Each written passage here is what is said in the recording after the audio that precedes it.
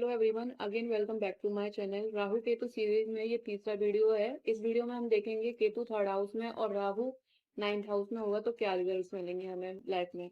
इस वीडियो में हम बात करेंगे कि अगर आपके पास ये प्लेसमेंट है तो आपका अपीयरेंस और लाइफ कैसे अपफोल्ड होगा। उससे पहले अगर आप मेरे चैनल पे न्यू हैं तो चैनल को सब्सक्राइब करना मत भूलना। चैनल को सब्सक्राइब जरूर कर देना सो दैट आपको वीडियो के नोटिफिकेशन टाइम पे मिलते रहें। तो चलिए शुरू करते हैं वीडियो से। अब ये केतु थर्ड हाउस में, राहु नाइन्थ हाउस।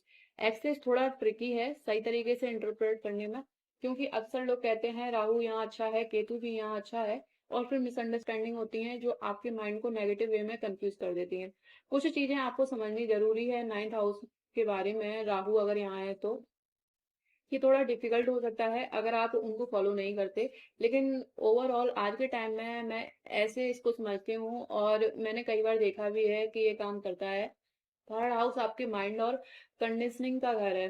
आपको समझना होगा कि थर्ड हाउस आपका day to day behaviour world में रिप्रेजेंट करता है और ये सब कंडीशनड है। और ये हाउस ऑफ फ्रीडम भी है। यहाँ से आपको अपने कंडीशनड माइंड से फ्री होना है। हम अक्सर सोचते हैं कि फ्री होने के लिए फॉरेन कल्चर्स या फिर हायर माइंड रिलीजन्स में जाना पड़ेगा, और ये सच भी है काफी हद तक। लेकिन यहाँ इसका सीक्रेट है। केतु है आपकी पास्ट लाइफ की नेस्टी कंडीशनिंग जो आपको स्टक रखती है इस जन्म में। ये एक्सेस आपके लिए बहुत फॉर्चुनेट है। आपको चांस है इस लाइफ टाइम में कि आप अपना बैगेज छोड़ दें और दुनिया को ज्यादा खुशी और अंडरस्टैंडिंग के साथ एक्सपीरियंस करें। तो चलिए देखते हैं कि ये कैसे अपफोल्ड होगा, और पहले फोकस करते हैं हम लोग केतु पे जो आपके थर्ड हाउस में होगा। Ketu in third house specific karmas है जो कम्युनिकेशन, सिबलिंग्स, कजिन्स, ट्रेवल और आपके ईगो इन दी वर्ल्ड से रिलेटेड है, और ये काफी स्ट्रांग होते हैं। केतु आपके पास्ट कर्मास लाता है और ये हाउस आपकी मेमोरी का घर है। आपका पास्ट लाइफ का मेमोरी काफी स्ट्रांग होता है। अगर आप एक्सेस करना चाहें तो केतु के थ्रू आप कर सकते हैं। आपने पास्ट लाइफ में इंटेंस इन्वॉल्वमेंट एक्सपीरियंस किया है बहुत सारे लोगों के साथ कॉम्प्लिकेटेड तरीके से। ये केतु कॉम्प्लिकेटेड रिलेशनशिप्स लाता है, मैंने ये काफी देखा है। सिर्फ स्पाउस नहीं बल्कि friendship circles, society, work colleagues, ये सब रिलेशनशिप काफी कॉम्प्लिकेटेड हो जाती हैं केतु के साथ। इसका मतलब क्या है? सीक्रेट ये है कि आप अपने रिलेशनशिप में अपना ट्रू सेल्फ नहीं देते। आप अपने हायर एस्पेक्ट को छुपाते हो, कोई डेलिब्रेट वे में नहीं, लेकिन आप बहुत अडेप्ट हो बहुत सारे लोगों और कॉम्प्लिकेशंस हैंडल करने में जो आपने पास्ट लाइफ में एक्सपीरियंस किए हुए हैं। आप बहुत स्ट्रांग कम्युनिकेटर होते हो। कभी कभी आप बिना सोचे ही चीजें बोल देते हो, क्योंकि केतु हमारा डिफॉल्ट मैकेनिज्म है। केतु को फर्क नहीं पड़ता कि लोग क्या सोचते हैं। कभी कभी सेकंड हाउस आपकी स्पीच का घर होने के बावजूद जो इन्फ्लुएंस थर्ड हाउस का है, वहां स्पीच क्लियर नहीं होती। आप अपने आइडियाज क्लियर नहीं कर पाते और आपको इस बात का पता भी होता है। आपको हर कन्वर्सेशन के बारे में ऑब्सेशन होता है। आप बार बार अपने दिमाग में कन्वर्सेशन को रिपीट करते हैं क्योंकि आपको पता होना चाहिए कि आपको लोग सही समझ रहे हैं या नहीं समझ रहे हैं। अब सबसे बड़ी बात ये जो मैंने देखी है केतु सेकंड हाउस वाले लोगों में, वो है एब्सोल्यूट ऑब्सेशन विद इंफॉर्मेशन और नॉलेज। आपको लर्निंग पसंद है, आपको नॉलेज पसंद है बचपन से ही। आप नॉलेज जंकी होते हो। आपको हर स्पेयर, हर एरिया ऑफ लाइफ में नॉलेज चाहिए होती है। आपकी क्यूरियोसिटी का कोई एंड नहीं है और आपकी नॉलेज एब्जॉर्ब करने की एबिलिटी का भी कोई एंड नहीं है। आप स्कूल में अच्छा पढ़ते हो लेकिन स्कूल का नॉलेज आपको उतना इंटरेस्ट नहीं देता जितना नॉलेज जो आप स्कूल के बाहर सीखते हो उससे इंटरेस्ट आता है आपको। अगर आपको स्कूल में कुछ बुक्स पढ़ने के लिए दी गई हैं तो आप उससे आगे बढ़ते हो। आपको और बुक्स पढ़नी है उन ऑथर्स की, और स्कूल के बाउंड्री से बाहर जाके नॉलेज गेन करनी है। ये इसलिए है क्योंकि पास्ट लाइफ से एक इनसेटिबल भूख है और ज़्यादा नॉलेज गेन करने की। लेकिन बात यह है कि ये इस लाइफ के लिए कर्मा नहीं है, और आप ओल्डर एज में सराउंडेड होंगे लॉट्स ऑफ बुक से जो आपको अब जरूरत नहीं है, लेकिन आप डिस्पोज भी नहीं कर पाओगे। ये स्ट्रॉन्ग इंडिकेटर है अगर स्ट्रांगली प्लेस्ड है केतु इन थर्ड हाउस। अगर आप यंगर जनरेशन से हो तो आपके लिए थोड़ा इजी है क्योंकि इंटरनेट के थ्रू नॉलेज का स्टोर अवेलेबल है। नेगेटिव साइड है, आपको टैबलेट या कंप्यूटर रखना मुश्किल होता है। को सर्चिंग बंद करना मुश्किल होता है। नॉलेज को स्टोर करते रहते हो और उसे वापस कभी यूज भी नहीं करते। आपके सब टैलेंट्स, सेंस ऑफ ह्यूमर और स्पार्कलिंग पर्सनैलिटी के बावजूद आपके पास कुछ पर्टिकुलर कर्म हैं जो आपको सॉल्व करने हैं। पहला है सिबलिंग के साथ कर्मा। मैंने देखा है कि सिबलिंग्स के अराउंड कुछ लॉस होते हैं, कम्युनिकेशन की कमी होती है और समझने में कमी होती है जो रिलेशनशिप को अफेक्ट करती हैं। आपकी सिबलिंग्स के करीब आने की डिज़ायर कभी कभी बहुत होती है, अक्सर मिसअंडरस्टैंडिंग की वजह से। कभी ये इसलिए होता है कि सिबलिंग्स के रिलेशन में कुछ सीक्रेट होता है, कभी लॉन्ग टाइम के लिए कंप्लीट कम्युनिकेशन का ब्रेक भी हो सकता है सिबलिंग के बीच में। यहाँ कुछ लॉस कनेक्टेड होते हैं सिर्फ सिबलिंग के साथ ही नहीं बल्कि कजिन्स और उनकी इमीडिएट फैमिली के साथ भी। आपको क्लोजनेस चाहिए लेकिन आपको अक्सर नहीं मिलता है ये, इस पर्टिकुलर कर्मा की वजह से। कभी कभी ये सिबलिंग्स लोग आपके पास लाइफ से हो सकते हैं, इसलिए मैटर नहीं करता, आपको अब उन्हें डील करना ही पड़ेगा। आपके पास लाइफ में कॉम्प्लिकेटेड रिलेशनशिप्स थे और अब ये लोग आपके आसपास वापस आ रहे हैं, खासकर सिबलिंग्स और कजिन्स के रूप में। तो कुछ कर्मा आपके सामने आ रहे हैं इस लाइफ में। आप अपने टैलेंट के साथ क्या कर रहे हो? जैसे मैंने कहा, आप इंफॉर्मेशन जंकी हो। ये सारी स्टोर नॉलेज के साथ आप कहाँ जा रहे हो, यही पॉइंट है, यही आपको देखना है, इन्हीं चीज़ों को आपको समझना है। इस लाइफ में सिर्फ बुक्स, नॉलेज और स्किल्स कलेक्ट करना आपकी सोल को सेटिस्फाई नहीं करेगा। आपका रियल सेटिस्फेक्शन आता है आपके 9th हाउस से। तो जब आपके चार्ट में राहु 9th हाउस में है तो कुछ 3 या 4 एरियाज हैं जहाँ फोकस करना बहुत ज़रूरी है आपके लिए। सबसे पहला है फॉरेन कल्चर्स, फॉरेन फिलोसफीज या न्यू रिलीजन्स, आपकी पूरी डेवलपमेंट के लिए इसेंशियल हैं।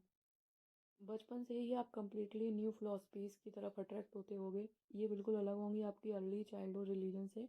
और आप कंपल्सिवली सर्च करते हो, रीड करते हो और सुनते भी हो एक न्यू फिलोसफी ढूंढने के लिए जो आपको सेटिस्फाई करे। इस पर्टिकुलर राहु के साथ आप बहुत कम चांसेस हैं कि आपको एक ही फिलॉसफी या रिलीजन मिले जो आपकी सोल को नीड्स को पूरी करे। अब क्यों? क्योंकि राहु कभी सेटिस्फाइड नहीं होता, राहु हमेशा सर्च करता है और एडवाइस देना भी पसंद नहीं करता किसी से। क्योंकि राहु हमेशा डिससेटिस्फाइड है और एडवाइस लेना पसंद नहीं करता, आपको मुश्किल होती है फुली कमिट करने में किसी भी एक फ़िलॉसफ़ी या फिर रिलीजन को। लेकिन ये लाइफ में बुरा नहीं है, ये आपकी डेस्टिनी है। राहु इन्फॉर्मेशन ले रहा है और आप ट्रूथ ले रहे हो जहाँ से भी वो मिले, और ये आपकी सोल को सेंस बनाता है। नेगेटिव साइड में आपको कम से कम एक फॉल्स गुरु के साथ डील करना पड़ सकता है, लेकिन क्योंकि राहु हमेशा सर्च कर रहा है और सेटिस्फाइड नहीं होता, ये आपको ज़्यादा डिस्टर्ब नहीं करेगा।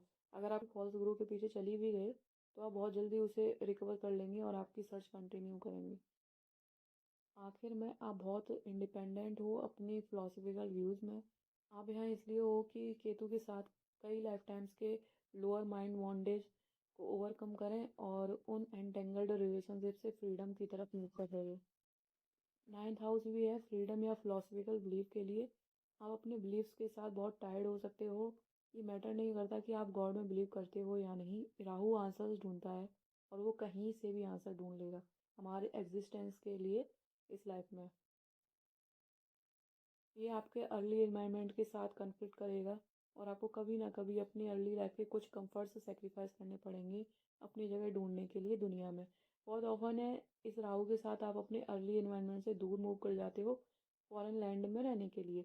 और फॉरेन लैंड आपके लिए काफ़ी फॉर्चुनेट होती है हर एक्सपेक्ट में अगर हम देखें तो, क्योंकि आपको फर्स्ट हाउस में एक नई आइडेंटिटी मिलती है।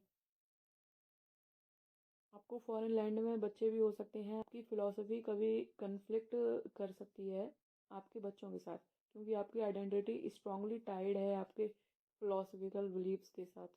ये एक पर्पसफुल राहु है जो फ़िलॉसफ़ी और ट्रुथ ढूंढ रहा है। ये प्लेसमेंट आपके फादर पे भी इफ़ेक्ट कर सकता है और मिसअंडरस्टैंडिंग्स या सेपरेशन भी हो सकती हैं उनके साथ।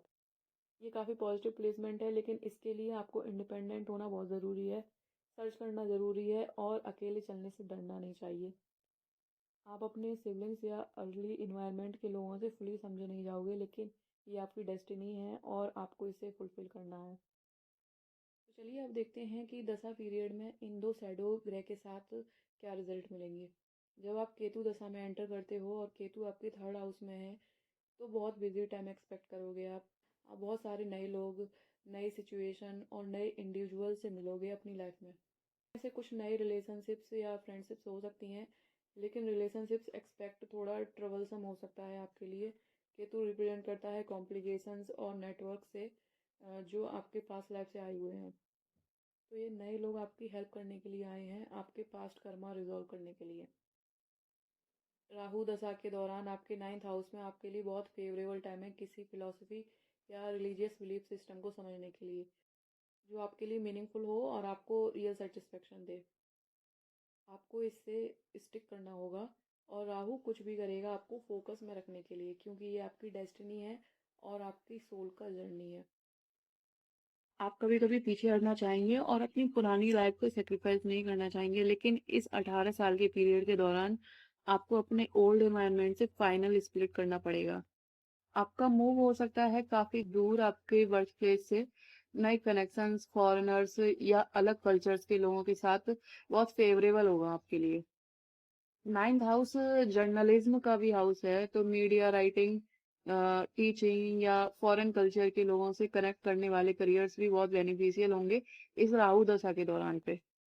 बच्चे या यंगर लोग आपके लिए इम्पोर्टेंट हो सकते हैं और आपको उन्हें एजुकेट या गाइड करना पड़ सकता है। राहु फ्यूचर रिप्रेजेंट करता है, तो आपको लीप ऑफ फेथ लेना होगा। आपको अपने आप पर और अपने बिलीफ सिस्टम पर ट्रस्ट करना होगा। ये आपकी सोल को फिलोसफीज के थ्रू फीड करने के बारे में है, जो सच में सेटिस्फाई करेंगे कि आप कौन हैं सोल लेवल पर। अगर राहु का कनेक्शन आपके सन या आत्मा कारक से है, तो ये आपके बिलीफ सिस्टम में एक मेजर ट्रांसफॉर्मेशन लाएगा। आपको अपने सिबलिंग या उन लोगों की बात नहीं सुननी चाहिए जो आपको पास्ट में खींचने की कोशिश कर रहे हैं। आपको राहु के फ्यूचर फ्लो के साथ चलना होगा। Is very favourable during this mahadasha. मुझे उम्मीद है कि ये आपके लिए काफी यूजफुल रहा होगा। इस सीरीज का ये थर्ड वीडियो है। हम नेक्स्ट वीडियो में बात करेंगे केतु इन दी 4th house and Rahu in the 10th house के बारे में। तो आई होप आपको समझ में आया होगा, कुछ आपने रिलेट किया होगा। अगर वीडियो से रिलेट किया है तो कमेंट में मुझे ज़रूर बताइएगा कि आपके में ये सारी कंडीशंस फॉलो होती हैं या नहीं होती हैं। और अगर वीडियो पसंद आया हो तो लाइक ज़रूर करना, और चैनल पे नए हैं तो चैनल को सब्सक्राइब जरूर करना, सो दैट आपको वीडियो के नोटिफिकेशंस मिले टाइम पे। तब तक के लिए thank you for watching the video. मिलते हैं नेक्स्ट वीडियो में।